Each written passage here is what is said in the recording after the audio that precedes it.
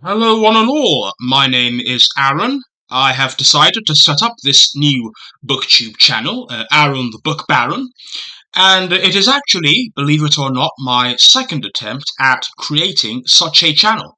So we'll see how it goes. We'll see if it is successful enough to justify my staying in the game this time, as opposed to what happened last time, which is my losing interest and then abandoning the project. Let's see how it goes. I've decided to set up this channel partly because of the BookTube that I've been watching recently, the inspiration I've drawn from booktubers such as Steve Donoghue and Joe Spivey, and it's made me think that this could be worth having a second crack at. So here we go. I've decided to submit myself to what is commonly known as the BookTube Newbie Tag, and I am going to try and answer some of the questions associated with this tag. So we're going to start with the first question, which is, why did you start this channel? Well, as aforementioned, I started this channel because of the inspiration of other booktubers that I've been watching, not just the aforementioned Steve Donoghue and Joe Spivey, but also people such as Carolyn Marie Reeds, people like Katie from Books and Things, who has a wonderful channel in which she talks all about Victorian literature, Jane Austen, and classic literature in general. I'm a big fan of her channel. There are all sorts of wonderful and inspiring channels out there that could fit anyone's criteria, really, if you search hard enough. And I'm grateful that I found this community that, for all intents and purposes, seems right up my alley. After all, books have been my guiding passion for pretty much all of my life, since I learned how to read, more or less.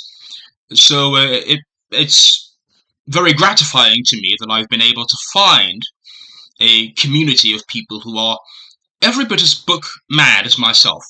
The sort of thing that I don't have in real life, unfortunately. So what are some fun and unique things you can bring to BookTube?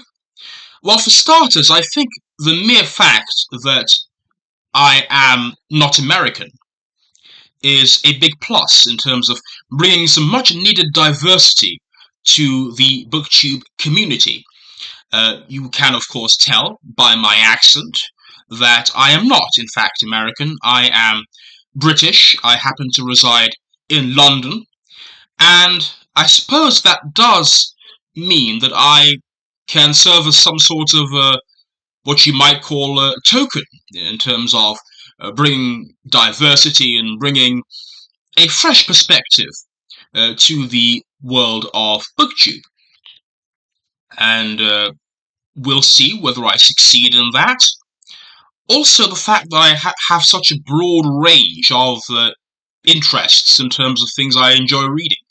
On BookTube, it is very common that you get these channels which dedicate themselves exclusively to certain specific topics, such as horror, or YA fiction, or history.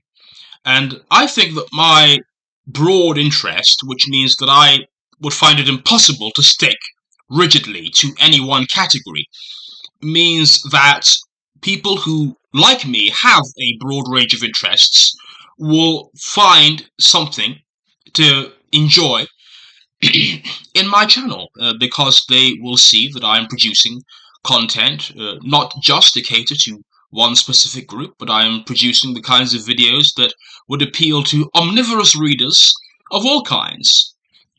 In addition to that, I think I can also bring, hopefully, some much needed,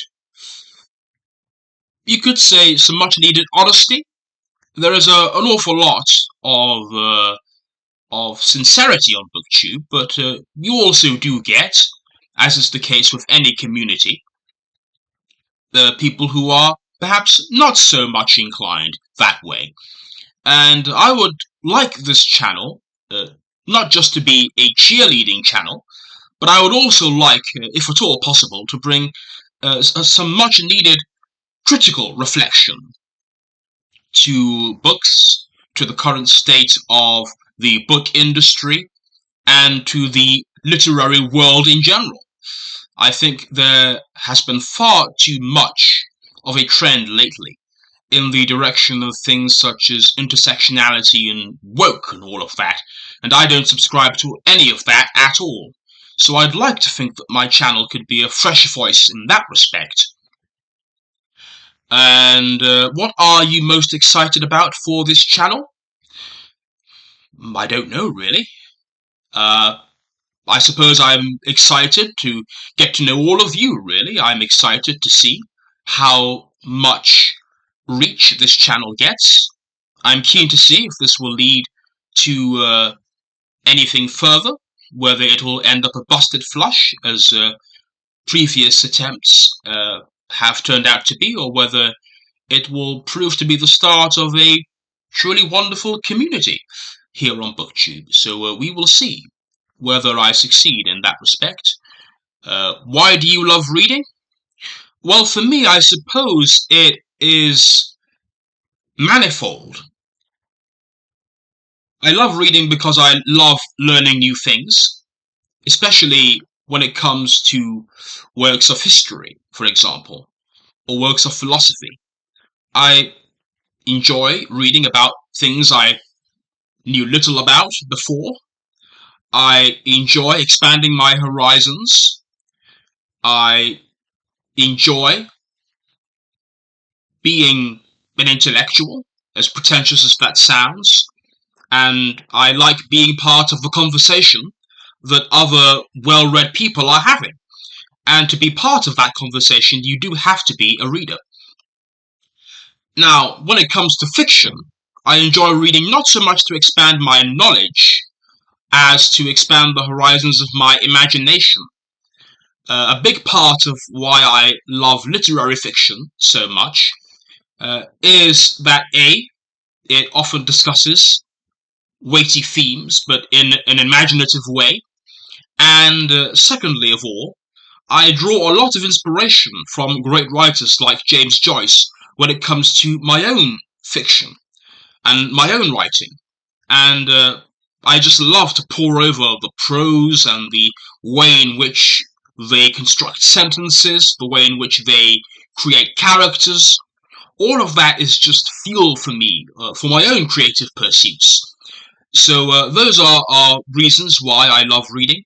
I also just love the therapeutic aspect of reading, being able to just bury yourself in a book and forget about the world around you. That's another aspect which I will always turn to reading for. Reading is one of those things that I've remained loyal to, even when I've dropped other pursuits by the wayside. So I hope that will remain the case for many more years to come. I believe it will. And that, to sum up, is why I love reading. What book or series got you into reading? I've been reading voraciously since I was, since I learned how to read, really, since I was, I suppose, around 5 or 6 years old. So, I can't remember exactly what books or what book series got me into reading, because I've been reading for so long that really I can barely remember any of the children's stuff that I read when I was little. What sticks out the most, perhaps, and this is long after I'd learned how to read, would be perhaps the books of Roald Dahl, the British children's author, who I loved when I was a kid. I would spend many hours reading his books, and I suppose that is the closest I could come to giving an answer to that question, because I've been reading for so long I just can't remember which specific books I started with. but that would be one of the things that comes to mind. What questions would you ask your favourite booktubers? Well, for those of you who watch Steve Donahue, a booktuber who I esteem greatly, and who, quite frankly, is probably my favourite booktuber at the moment, he regularly does what are known as Steve streams, live streams, in which he takes questions from his devoted fans, and I count myself as one of them. And during those live streams, I get to ask Steve all sorts of questions. I'm definitely one of the more active participants in that chat, and I would like to think at this point that I've probably exhausted most, if not all, of the things I would like to ask him. So I can't really think of anything off the top of my head. Other booktubers, I'm not so sure. I mean, I would probably ask them what they think of George Eliot, because I adore George Eliot, and she is probably my favourite English writer. But apart from that, I can't think of much else. What challenges do you think starting a YouTube channel will be the hardest to overcome? Time, quite frankly. The time investment. I know that many people would quibble with me on this, and they might argue that actually running a YouTube channel isn't that much work. And I'd like to think that that's the case. I'm not aiming to run any sort of professional operation here, with slick lighting or the busy thumbnails or anything like that. I want this to be a largely unedited, unexpurgated process, because I think that just makes things more honest, more immediate, and more sincere, as pretentious as that might sound. So I suppose one thing I'm worried about is, will I be able to maintain this? Will I be able to maintain the time needed to produce regular videos of this kind? Will I enjoy the experience? Because reading is, after all, a very personal activity. Will I enjoy having something which has been so personal for me for such a long time becoming public? And will I enjoy the process of having to talk about this very private aspect of my life all the time in front of a camera? That remains to be seen. Will I attract trolls and other rather nasty people? Will I attract crazy woke lunatics who will try and cancel me, as they tried to cancel Steve Donahue a while back? All that remains to be seen. But I hope that I will enjoy the experience and that it will prove to be something good in my life. When did you start reading? I have sort of answered this. I suppose when I first learned how to read, which is when I was 4 or 5 years old, that would be when I started. So I've been reading for about 20 years now. That's 20 years of uninterrupted reading. And this is a period of time in my life when other interests, like video games and so on and so forth, have been left by the wayside. But my reading is the thing that has remained constant in my life. Where do you read? I tend to read in my room, where it's nice and quiet and peaceful, and I have a nice desk on which to rest my books and on which to make notes in my books as I read.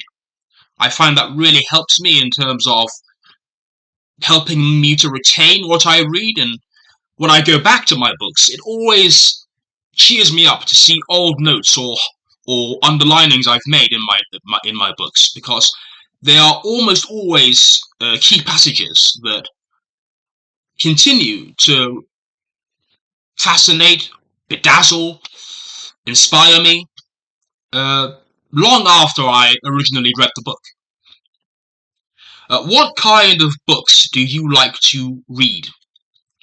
Well, as I've said before, I like all sorts. I like reading history, I love reading biography, I love classic literature. I'm a massive George Eliot fan. I love James Joyce. I'm a big fan of Ulysses. I love Dostoevsky. I absolutely adore the great Russian classics. Dostoevsky's, Brothers Karamazov, Tolstoy's War and Peace, that sort of thing. I really enjoy Nabokov as well. I loved Lolita, which I read a while back. I didn't get on with Pale Fire so much. I want to go back and try it again. I have a love-hate relationship with Dickens. I just can't seem to get on with Dickens. I love the Pickwick Papers. It's brilliantly funny. It is this rollicking romp through Regency England. The characters are just, they are just rib-ticklingly funny. And I feel like his subsequent books just don't have the charm that I associate with the Pickwick Papers, which is a shame. I recently read a couple of Dickens novels back to back, David Copperfield and Bleak House, and I just couldn't get into them, and I just couldn't understand why so many of you seem to love them so much. So I have a love-hate relationship with Dickens, but on the whole, I am a big literary fiction person. I am a big philosophy person as well. My favourite philosopher is by far the German philosopher Friedrich Nietzsche, who has been a source of deep inspiration to me ever since I was young.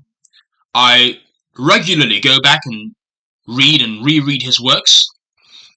I enjoy reading political history as well. I recently read a really good book about JFK, a biography by a Swedish-American historian called Frederick Logeval. And I'm currently reading a really insightful book about Hugo Chavez and Venezuela, written by a journalist called Rory Carroll. He's an Irish journalist who works for The Guardian, and he actually lived in Venezuela for many years. So he's a first-hand source for a lot of what happened in that beleaguered country. So I'm really enjoying it. It's called Comandante. It's right here. Comandante, The Life and Legacy of Hugo Chavez. So I highly recommend it. I'm still reading it, but it is very insightful.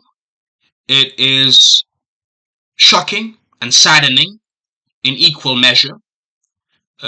It's the tragic tale of a country which was led astray by a despot, a demagogue, who promised the earth and delivered hell on earth.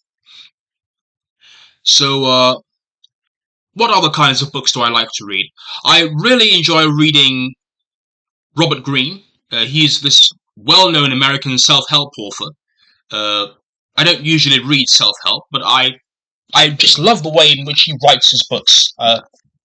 This is a book I have here by him, The Laws of Human Nature. I really enjoy his books. I don't enjoy his protege Ryan Holiday's books quite as much, but that's Robert Greene. I am quite fond of him. I enjoy reading poetry. This is a massive anthology of poetry collected by the American literary critic Harold Bloom, which I'm going through right now. Here is some philosophy. This is the Polish philosopher and anti-communist activist Leszek Kołakowski, who is a big source of inspiration to me. He is one of the reasons I am no longer a Marxist, which I was when I was 18. I joined a Trotskyist cult that brainwashed me into thinking that we needed to have a communist revolution led by a vanguard party that would establish a so-called proletarian dictatorship over the masses. And needless to say, when I read Kołakowski, I was quickly disabused of the notion that there's anything democratic or inspiring about Marxism. So I highly recommend him to anyone who has illusions in this pernicious doctrine. He is a truly insightful and inspiring figure in my life and in the life of many of the people that he taught, that he spoke to, and who have read his books. So, what other philosophy do I have here? Roger Scruton. I'm a big fan of Roger Scruton. I really enjoy reading Hitchens, Christopher Hitchens. I'm a big fan of Hitchens. I became a fan of his as a teenager. His riposts to religion, his passionate condemnations of totalitarianism and tyranny everywhere were great sources of inspiration to me when I was young, and they remain so. I have a very, very omnivorous uh, set of interests when it comes to reading. So, without further ado, I think I will leave it there. Thank you for watching. We'll see what becomes of this channel, whether I am able to maintain it. But once more, onto the breach.